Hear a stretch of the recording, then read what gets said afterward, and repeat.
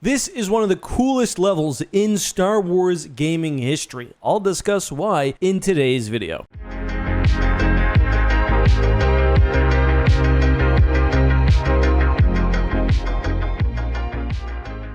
Hey guys, this is Justin. Hello and welcome to another video. So, as you guys know, I've been spending a lot of time in the N64 era of Star Wars video games, partially because my Shadows of the Empire read-through took me there, but also I'm just a big fan of that era as a whole. I'm big into retro achievements. Basically, the system adds achievements into classic retro games like beat the Sullust level in Shadows of the Empire, but with a TIE interceptor. And you can't cheat it either. No save states. You got to be connected online. If you're interested in my profile, I'll link to it down below. But I recently got my second ever mastery, and it was Rogue Squadron for the N64. And man, does this game hold up. Shadows of the Empire is fun, but Rogue Squadron is easily the far superior game, and in my opinion, the first is actually the best in this series. I mean that in terms of a fair one-on-one comparison, but also what Rogue Squadron did in its era with the sheer breadth of content and the scope of the levels is really, really impressive. So yeah, in my recent playthrough, I went through the entire campaign. I got gold medals on every level with the main ship you're supposed to use, not just cheating with the V-Wing. But as when I was a kid, the one that stood out the most to me was the final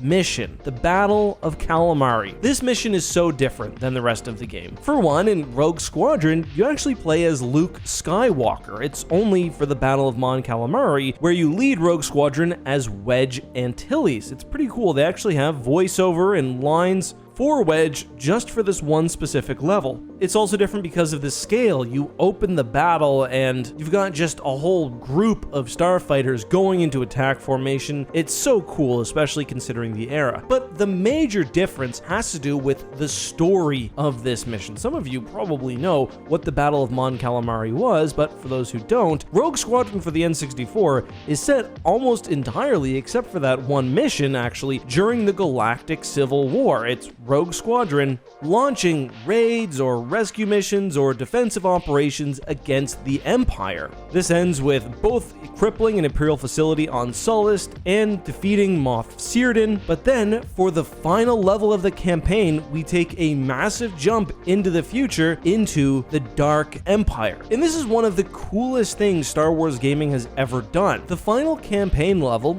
you've got to beat this one to get the credits, for Rogue Squadron on the N64 is a tie-in to the Dark Empire comics from 1991, 7 years before the game released. What's really interesting is that for this level, you not only have the V-Wing, which was first designed for Dark Empire, but also World Devastators, the Imperial Skimmers, the TIE droids, all which appear exclusively in this level. And the vast majority of people who played this probably didn't even appreciate the connection here. The Rogue Squadron video game was a massive success. It sold like gangbusters on the N64 and was certainly more common than what at that point would have been not an obscure comic, but certainly not one of the more popular ones. For those who don't know, Dark Empire alongside the Thrawn trilogy basically started the cohesive Star Wars expanded universe. Yes, there were expanded universe stories before the 90s, but with Thrawn and Dark Empire, we see an effort for cohesive, unified storytelling. The thing is, by the time Rogue Squadron came out, there were so many other well-known stories. Ultimately, the Thrawn trilogy was more popular than Dark Empire. It was that take on the universe that the Star Wars expanded universe ultimately followed with, and to me, that makes the choice to tie a mission so closely into the comic just even cooler. I'm not going to say that Star Wars kicked off the idea of an expanded universe, because certainly there were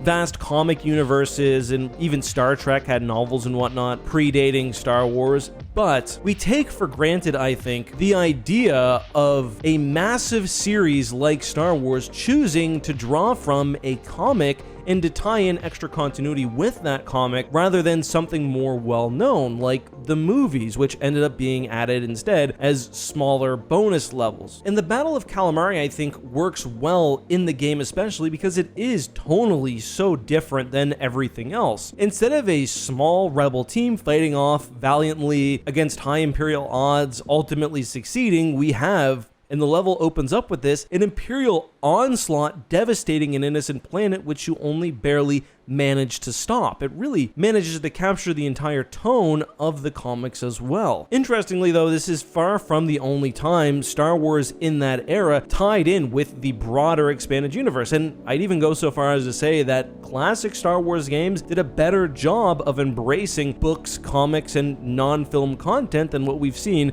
since the Disney acquisition. I think the series that does it the best is that of Dark Forces / Jedi Knight. Obviously, in the Dark Forces 2 expansion, you play as Mara Jade. I beat Mysteries of the Sith a while ago. I definitely enjoy it, although it's a step down from the base game in my opinion, but it's so cool to actually play as a character you'd only seen in the novels at that point in a completely different era. I think my favorite connection, however, this one always makes me smile just because of how nerdy it is Bast Castle on Vajun. During Dark Empire, specifically in Empire's End, we see that Luke Skywalker knocks over a massive statue of Darth Vader, which had been erected. Later, you visit the exact same location in Jedi Academy, and the statue is there as it was left in the comic, knocked over, which I just think is so cool, and you can also read about it in the Junior Jedi Knights series. But again, that's just a taste of it. In Knights of the Old Republic, you have references to pre-established lore regarding the Sith, and also mentions of the Yuuzhan Vong. In games like X-Wing Alliance, you can actually replay a mission